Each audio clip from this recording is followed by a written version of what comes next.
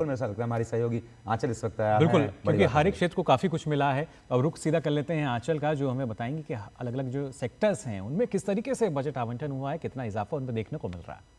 बिल्कुल, शुक्रिया मुकुल और अजय। और साफ तौर पर हम जिस तरह से कृषि मंत्री को सुन रहे थे और कल चीफ इकोनॉमिक एडवाइजर साहब ने भी कहा कि भाई जो आने वाला फ्यूचर सेक्टर है वो कृषि, और इसके लिए बजट में अच्छा खासा आवंटन किया गया है।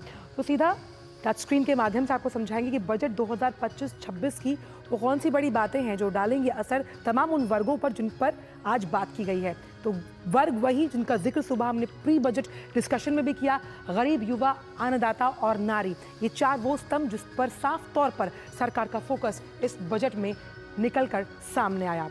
100 जिलों में पीएम धन धान्य योजना की शुरुआत की जाएगी। कैसे अधिक पैदावार हो उसके लिए 100 जिलों को संरक्षित किया गया है और कैसे इस पैदावार को उच्च मानकता वाला बनाया जाएगा किफ़ायत के हिसाब से। उसलिए ये योजना जो है वो बेहद अहम मानी जा रही है। साथ ही दालों में आत्मनिर्भरता के लिए जो 6 साल का मिशन है, पिछली बार यानी अगर एंट्रीम बजट की हम बात करें तो दलहन तिलहन मिशन की शुरुआत की गई थी कि कैसे दलहन यानी जब हम दालों की बात करते हैं उसकी प्रोडक्शन को बढ़ाना, तिलहन यानी कि वनस्पतियों से तेल निकालना। और इसमें भारत लगातार आत्मनिर्भर कई दशकों से रहा है। अब उच्च पैदावार के साथ कैसे न्यू प्रोडक्टिविटी को जोड़ा जाएगा टेक्नोलॉजी के माध्यम से, उस लिहाज से ये जो मिशन है उसका विस्तारीकरण किया गया है। ये कृषि क्षेत्र के लिए एक बड़ा फैसला। बिहार में मखाना बोर्ड का गठन, जिसका जिक्र अभी अजय ने भी किया और जो फूड प्रोसेसिंग मिनिस्टर थे चिराग पासवान, उन्होंने भी किया, क्योंकि फॉक्सनट्स यानी कि मखाना सबसे ज़्यादा पैदावार बिहार वहीं से होती है। और कैसे इसकी प्रोसेसिंग को आसान बनाया जाएगा, इसकी पहुंच को सुगम बनाया जाएगा, सुनिश्चित किया जाएगा कि ये सभी स्तरों तक समान भाव से पहुंचे। उस लिहाज से ये बड़ा कदम जब मखाना बोर्ड को हम स्थापित करने की बात कर रहे हैं बिहार में। वहीं असम में नया यूरिया प्लांट, क्योंकि जब हम पूर्वोत्तर की बात करते हैं तो पूर्वोत्तर को आर्थिक गति से जोड़ने के लिए कई अहम फैसले, और यहाँ पर नया यूरिया प्लांट जब लगाया जाएगा तो किस तरह से यूरिया के साथ जब खेती को आगे बढ़ाने की बात कही जाती है, उस लिहाज से असम के लिए ये एक बड़ा फैसला। लबोलुबाब कृषि क्षेत्र से जुड़े तमाम बड़े बड़े फैसले। किसान क्रेडिट गारंटी की जो लिमिट है उसे बढ़ाकर 5 लाख रुपए तक कर दिया, यानी कि लोन लेने की जो आप जो ऋण लेते हैं उसको बढ़ाया गया, उसकी क्षमता को बढ़ाया गया। अब ये किस तरह से किसानों को सशक्त बनाएगा, वो अहम बात है कि वो जो एक डर होता है कि अगर हमें अच्छी पैदावार करनी है, उसके लिए हमें लोन चाहिए, उसकी जो अमाउंट है उसको बढ़ाया गया है। तो किसानों को, अन्नदाताओं को मुस्कुराने के लिए एक और वजह दी सरकार ने। जल जीवन मिशन 2028 तक बढ़ाया जाएगा। सरकार, इसको वेलफेयर स्टेट भी कहा जाता है, तो सोशल सेक्टर के लिहाज से घर घर तक जल और नल पहुंचाने के लिहाज से अब जल जीवन मिशन का विस्तारीकरण 2028 तक, यानी अगर जल आपके घर तक है तो आप समझ सकते हैं कि ये एक सोशल वेलफेयर स्टेट के लिहाज से बड़ा फैसला, बड़े मिशन को एक जन भागीदारी का रूप देती हुई सरकार।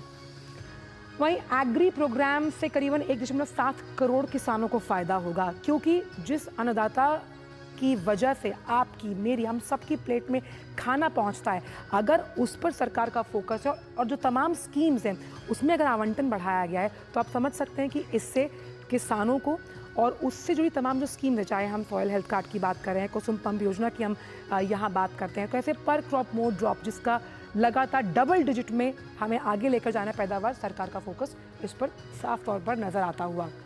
सक्षम आंगनवाड़ी और पोषण 2.0 की शुरुआत।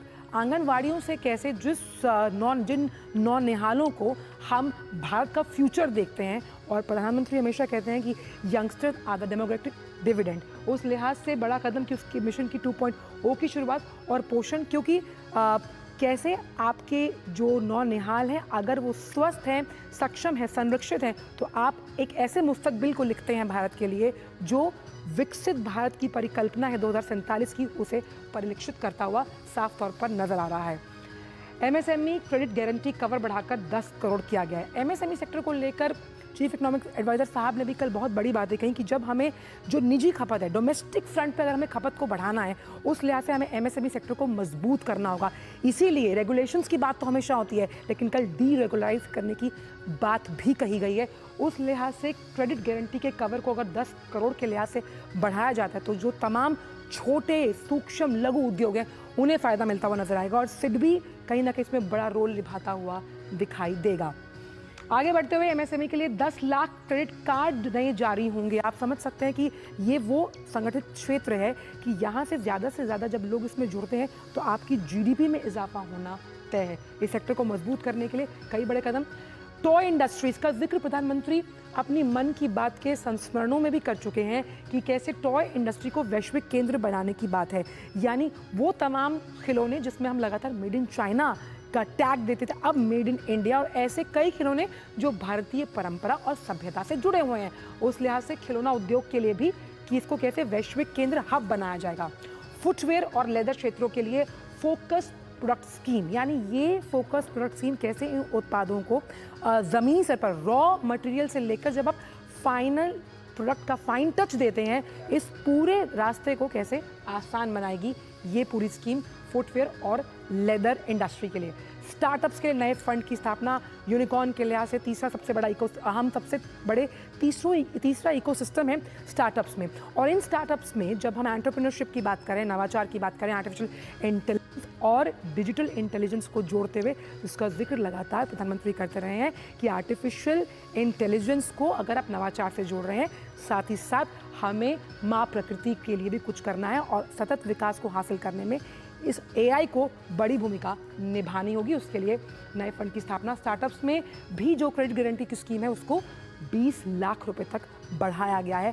कैसे ये जो युवा हैं जो एंटरप्रेन्योरशिप को आगे लेकर जाना चाहते हैं, आप सोचिए कि स्टार्टअप्स को अभी से ही स्कूल के करिकुलम्स में ये पढ़ाया जाने लगा है, तो आप नई पौध जो तैयार कर रहे हैं वो आपका भारत का नया भविष्य है। तो ये जो ग्रेड स्कीम है उसे बढ़ाया गया। नेशनल मैन्युफैक्चरिंग मिशन की शुरुआत होगी। मैन्युफैक्चरिंग को हब बनाने के बाद जब मेक इन इंडिया का प्रोजेक्ट शुरू हुआ था, जब इसको लॉन्च किया तब भी था। पीएलआई स्कीम्स की जब हम बात करते हैं तो मैन्युफैक्चरिंग को आगे बढ़ाने के लिए ये नेशनल मैन्युफैक्चरिंग मिशन कितना बड़ा युगांतकारी और क्रांतिकारी कदम साबित होगा, ये आप खुद सोच सकते हैं। साथ ही अगले 5 सालों में सरकारी स्कूलों में करीबन 50,000 अटल टिंकरिंग लैब। हम जब भी कभी इकोनॉमी से जुड़े शोज करते हैं तो अटल टिंकरिंग लैब्स और अटल इनोवेशन मिशंस ये स्कूली लेवल से बच्चों को इंट्रोड्यूस करवाए जा चुके हैं। आप समझिए आज से अगर 25 से 30 साल पहले के आप पाठ्यक्रमों को देखें तो शायद ये इंक्लूजन नहीं था, लेकिन ये इंक्लूजन तैयार करता है नवोन्मेष और आपकी सोचने की जो प्रवृत्ति है आउट ऑफ द बॉक्स, ये आपको स्कूली लेवल से ही शुरुआत कर दी जाती है। कई स्कूलों में इसके लिए अलग से लैब और मिशंस के साथ उन स्कूल्स को जोड़ा गया है। तो आप समझिए कि सरकारी स्कूलों में अब अगर 50,000 अटल टिंकरिंग लैब्स निकल कर सामने आते हैं तो कितने क्रांतिकारी ब्रेन्स को आप तैयार कर रहे हैं नए नवोन्मेष को करने के लिए। तो ये बड़ा फैसला।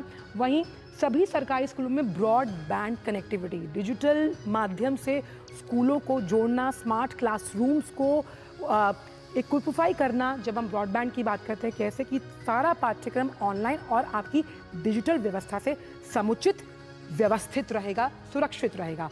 तो सभी सरकारी स्कूलों में अब आर्टिफिशियल इंटेलिजेंस। आज सुबह जब हम चर्चा करें तो एक गेस्ट ने बहुत अच्छी बात की। उन्होंने कहा कि भाई 4 हमने स्तंभों की बात तो कही है, 5वां स्तंभ एआई भी हो सकता है। और इसका कहीं ना कहीं प्रतिबिंब इस बार के अभिभाषण में, आपके जो आर्थिक सर्वेक्षण पेश किया गया उसमें, और साथ ही साथ आप देखिए इस पूरे बजट में भी दिखाई दिया कि आर्टिफिशियल इंटेलिजेंस से जुड़े एक्सीलेंस सेंटर्स की शुरुआत होगी। मतलब घर बैठकर भी आप आर्टिफिशियल इंटेलिजेंस से जुड़ा मॉड्यूल तैयार कर सकते हैं। ये है ताकत आर्टिफिशियल इंटेलिजेंस पे जब एक्सीलेंस सेंटर्स की हम बात करते हैं। एआई एजुकेशन के लिए 50 करोड़ रुपए का आवंटन, यानी कि आर्टिफिशियल इंटेलिजेंस को एजुकेशन से जोड़ने के लिए कैसे ये सेतु की तरह काम करेगा, उसके लिए 50 करोड़ रुपए का आवंटन इस बजट में किया गया। भारत ट्रेड नेट बीटीएन की स्थापना, ये भी बड़ा फैसला ट्रेड को आगे बढ़ाने के लिए। साथ ही